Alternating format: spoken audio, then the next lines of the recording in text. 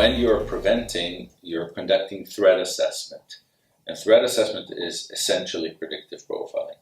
So when the idea is that every security officer, when he's deployed in a given protected environment, he will have the capability to understand every situation, every person, and every object through the threat that applies to him.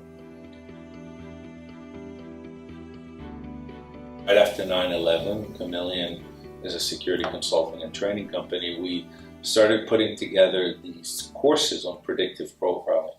The idea was that we will explain to our clients the kind of tools and methods used in Israel to protect or secure against terrorism. The term predictive profiling was coined by us, but it's basically to explain the Israeli approach to security, which is the use of threat assessment.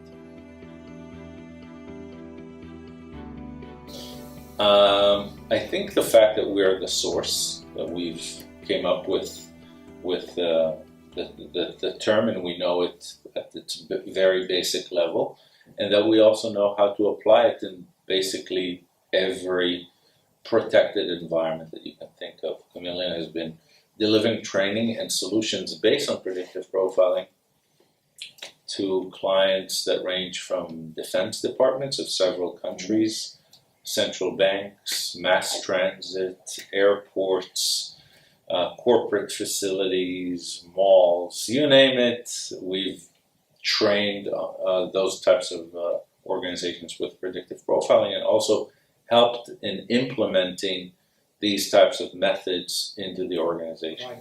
So we basically also teach people to assume a role of the adversary and to use that as a starting point to start your whole security approach.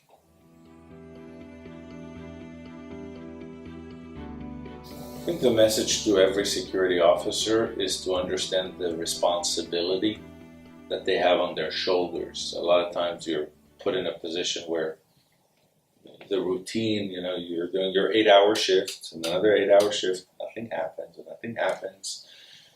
We're in security, we're measured really sometimes in seconds and minutes over a career, over many, many days and months of working.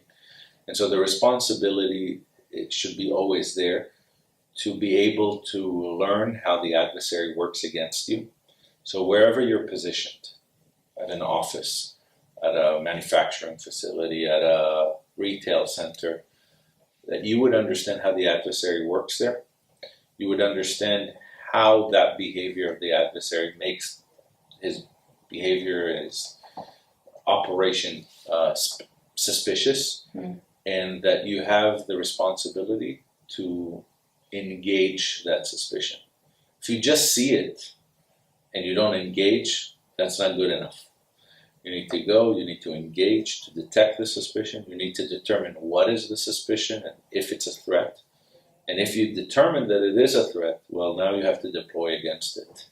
So those elements, that you constantly have that level of responsibility, thinking from the adversary's point of view, and then when you see it, you go towards it, is very important. This is how you beat the adversary. There's no real other way to do it.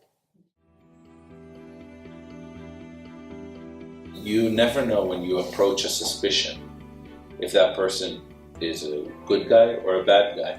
99.9% of the time, that person who was just suspicious is probably a good guy. And when you're engaging and you're questioning that person, you will find out that there's perfectly reasonable explanation for why he did what he did or why he behaved a certain way. So when you approach that person, you have to do it with a sense of customer service, a sense of you have to be assertive but also nice.